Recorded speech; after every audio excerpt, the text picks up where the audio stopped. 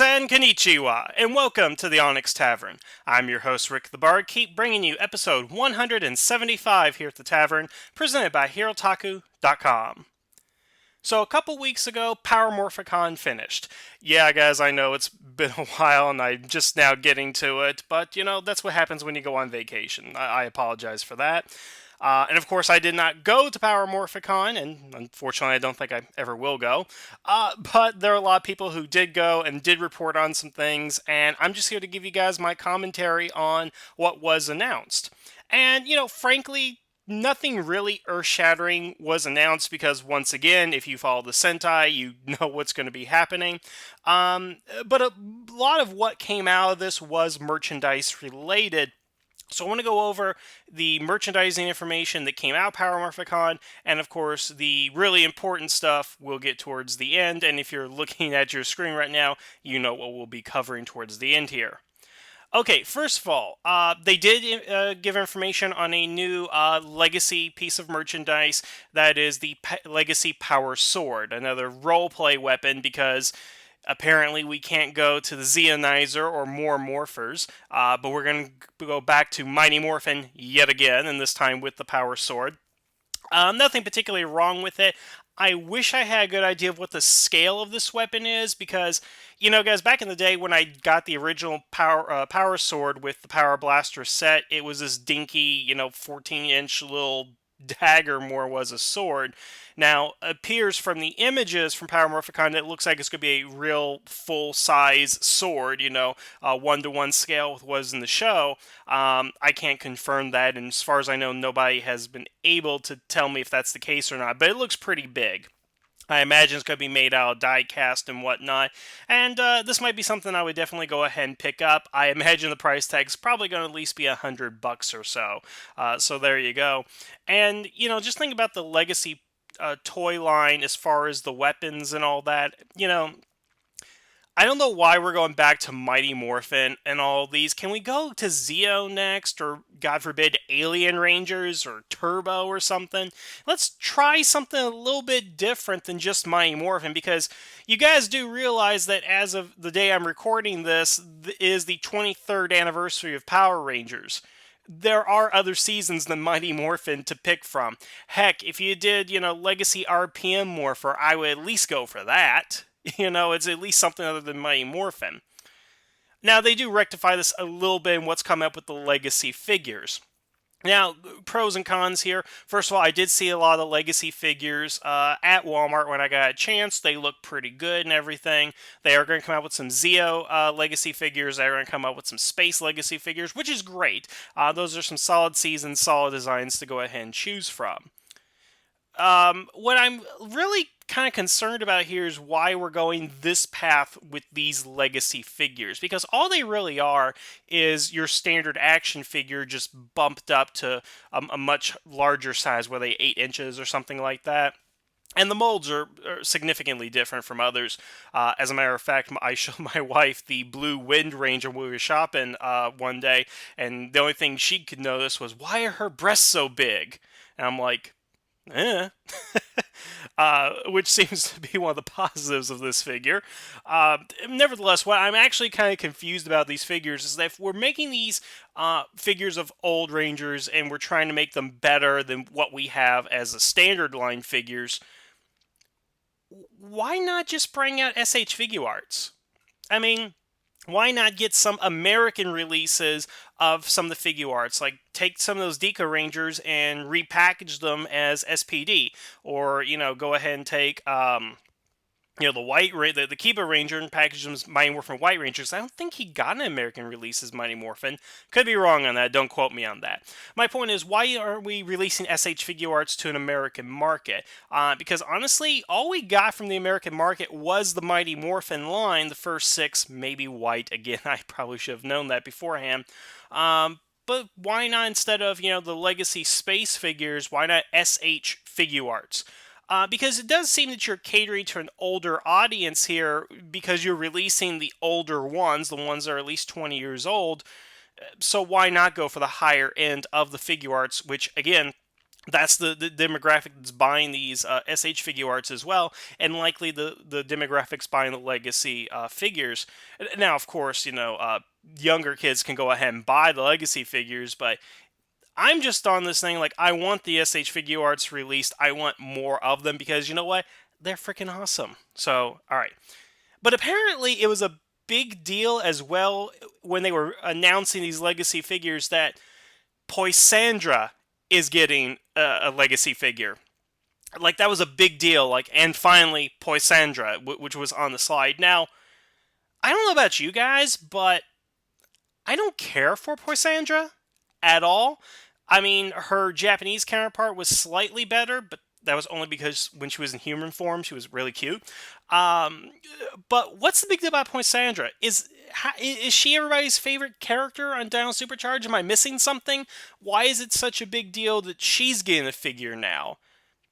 Again, she's not that popular. Now, if you said, hey, Astronema is getting a figure or Mesogog is getting a figure, okay, I could definitely see that. That makes a little bit more sense. You got top tier popular villains, but Poisandra, at best, she's kind of like a C-level villain at this point. She really hasn't done anything to wow us. I think the most intimidating thing she has done all season is, steal Santa's iPad. That's about it. So somebody in the comments, please explain to me what's going on with Poisandra, why people seem to like her, or why is it at least significant that she's getting a legacy figure release. That's what I'd like to go ahead and know. Okay, so the next thing that came out was the release of Ninja Steel toys. So again, nothing really significant. Except, once again, they're not the Sentai molds. They're not the Ninja molds. If you've seen these figures and you look at them, they look like Happy Meal toys. Which, frankly, that's what Bandai's starting to look like now, is they're starting to look like cheap Happy Meal toys.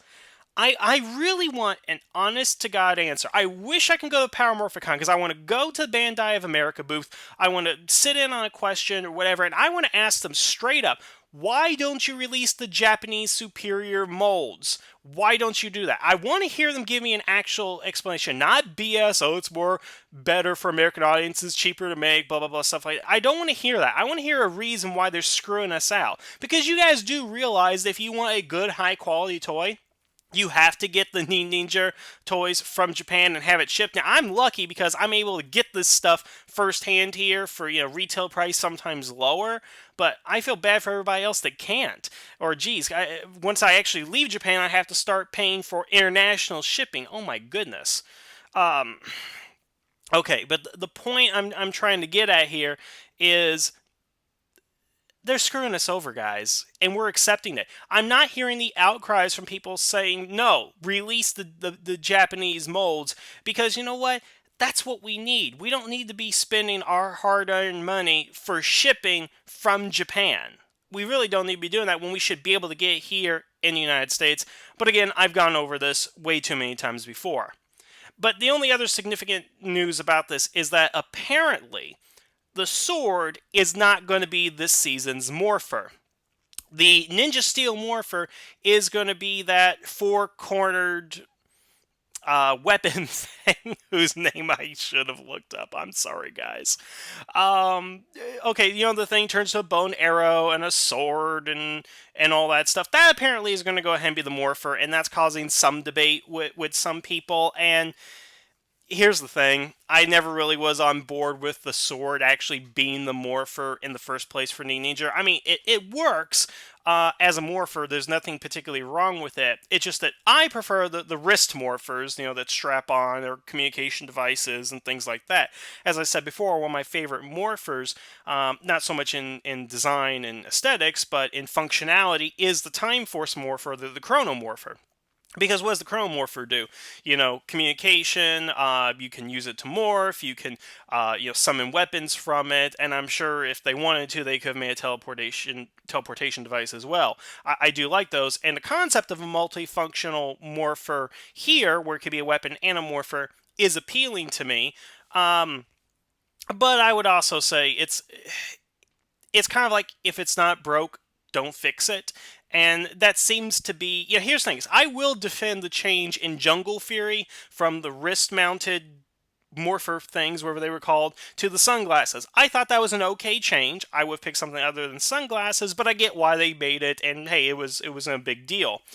This one I'm not particularly sold on as of yet. I guess we have to see it in context, but I will say it is going to be better than a sword because I think that the best morphers out there, in addition to the things I named, are probably the ones you can get through TSA without a problem. And I always imagine the Ninja trying to travel across the world and everything and have to fill out the customs declarations like, yeah, this is my sword I used to become a Power Ranger.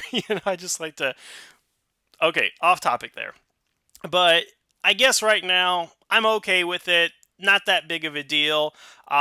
We just gotta see how it is in context. Now, of course, the big news that has come out is the Ninja Steel cast reveal. Now, here's the thing. I really don't care about the cast reveal because I have no idea who any of these people are. If you had the cast reveal and you had Chris Helmsworth as the new Red Ranger, okay, I'm behind you. I know who that guy is. I know what his credentials are, and I know what type of role he may be playing in the series based on what he's done before. But when you cast Will Schrufelt, what is it? What am I supposed to say? I don't know. I mean, it's nothing against the actors. They're obviously getting people who are at the beginning of their career as opposed to seasoned actors, which, is a discussion for another time, obviously. But how am I supposed to go ahead and comment on actors who I have no idea about, who most likely haven't starred in anything except extra number 4 in the Beach House music video? I don't know. Looking at them, they look okay. There's nothing really significant, except for the fact, okay, here is something that is significant. I think it does play into story, because here's the thing. They don't tell us anything about the story. They say, here are the actors. There you go. But they never say, this is what his character is, this is what her character is, this is what their relationship is. They don't tell us any of that stuff. All they do is give us the actors, and I think they gave us the names. I'm looking on Ranger Wiki, and it does have names. I'm going to assume that this is canonical. If it changes, I do apologize, because again, I'm just going to Ranger Wiki here. But I would like to have something meaty to go off on so I can talk about the relationships of the characters. Now, speaking of relationships, this year's Blue Ranger is played by a man by the name of Peter, and forgive me for pronouncing this, Sudaratsu, who is the brother of Yoshi Sudaratsu, who you may know as Koda the Blue Ranger. Yes, the Blue Ranger from this season, the Blue Ranger from next season are biological brothers in real life. And it's just kind of odd when you think about it in a meta sense, considering that Yoshi appeared in the Ninja, where he did meet the Blue Ranger. And, well, again, it's just in meta sense. I don't need to explain. You guys should know about it. I don't know why they made this casting. I'm hoping he's a good actor, and that's why they did it. But something also tells me that his brother had something to do with it, which is not saying that Peter's not deserving of it. Again, I'm sure he's a great actor. But I wonder if in their mind they're looking down the line to say, Dino Charge Ninja Steel crossover. This might be interesting. And you never know. They could tie this, Peter's character, who goes by the name of Preston, into the story where, hey, maybe it's Koda's brother. He got frozen too, and now he's all grown up. Who knows? There could be any number of things that you can do with this. But here's the thing. What is significant, and we've been crying out for this as fans for a while, is that we want the Red Ranger to be Japanese. That the leader of a ninja team of Rangers should be Japanese. Now, our Red Ranger, who, by the way, is named Brody, please forgive me for anybody who out there is actually named Brody, but I'm just thinking, when you think of, great Red Rangers, it's Jason, the Red Ranger, Carter Grayson, the Red Ranger, and now the new Ninja Steel Ranger, Brody. I can't keep a straight face. I'm sorry, it's just Brody? Really? And again, anybody who's named Brody, I'm sorry. I know my name is ridiculous to some people, but geez. I hope that's not the name they're going with. because I just get this like quintessential like '90s guy who thinks he's tough, but he's not. I don't know why. But again, our Red Ranger is not Japanese. Our Blue Ranger is. Now, are they going to tie in the fact that he is Japanese to the story? Because I could easily see what I talked about before. We have the leader of a ninja clan teaching others to be ninjas, and the rest of our cast is white, black, and non-white, apparently. So we could easily have the same thing where the Blue Ranger is the Japanese, he's the person who knows about Japanese stuff, and then, we have Brody as our Red Ranger. I could easily see it where it's kind of like, Preston, which is the parent name of the Blue Ranger, is the quintessential ninja. He's the guy that knows everything. He is the ultimate ninja, and it's time to defend the family from the the intergalactic game show monster, or however they're going to tie that in exactly. And of course, the leader of the team is somebody who's not Japanese, who does not know how to be ninja, and he's a little perturbed by that. So I can definitely see that as something that they would do with story, is that they do take his Japanese culture, find out that this person who's not Japanese is going to be leading the team, and he's got to teach him about Japanese culture and history. And again, our Red Ranger can be an analog for ourselves. And of course, we have the other Rangers, so he has to teach them. I don't know how that ties in with the magical aspect of this, simply because, again, as we know, Cloud's character in Ninja was, he was living in England, he knows magic, he has a magic wand, his dragon is reminiscent of an English dragon, so it'd be interesting to see how they tie in the footage with the character, if they even thought that far. But I'm going to give them the benefit of the doubt, given what we see them down charge. They've been doing a pretty good job with integration of the footage. And just to run it down, apparently the Ranger characters are Brody the Red Ranger, Preston the Blue Ranger, Calvin the Yellow Ranger, Haley the White Ranger, and Sarah the Pink Ranger. Who, our Pink Ranger is about a good foot shorter than about everybody else on the cast, so that's going to be kind of interesting to see how they mesh that with the footage. But they all look fine. Again, they're all young and attractive. I hope they're good actors. I hope they have something to do with the script. I hope it's a great story. I hope it's full of character dynamics and relationships and all that good stuff. I mean, we got 40 episodes, a few specials, and maybe a crossover to work on with. Because keep in mind, by the time this show goes into its second season, Power Rangers Super Ninja Steel, or Power Rangers Ninja Super Steel, wherever you want to go ahead and call it, that will be the 25th anniversary of Power Rangers. So hey, let's see what happens when we get there, maybe. That's pretty much all I have to go ahead and say about what came out of Power Morphicon. Again, nothing really earth-shattering except for the Ninja Steel cast reveal, but I really wish we would get more story elements, because I'm sorry guys, but as I said, last year's Power Morphicon, the only person surprised by most of the things coming out here is a kid who doesn't have an internet connection. Because, okay, we knew we were going to get some more action figures and Legacy toys, and Ninja Steel toys would be coming out. Again, the cast, we knew that they would be introducing a cast, but if you're not going to tell us anything about them, why should I really particularly care about the actors at this point? Because I haven't heard them speak, I haven't seen them do anything except stand around and pose for a couple of pictures. Maybe I'm expecting too much out of it, but you just kind of think that if they're going to introduce the cast, maybe they get up there and talk about their characters and how they fit into the story.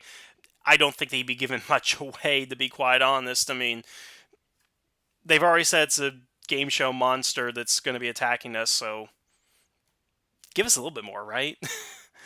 Okay, that's all I got, guys. So, what do you think about the news that came out of Power Morphicon? Are you most excited about the toys, or the Ninja Steel cast, or what? Tell me what you guys think. Leave a comment below. Let me know. Otherwise, I want to thank you guys for listening. Have a good evening. And the tavern is now closed.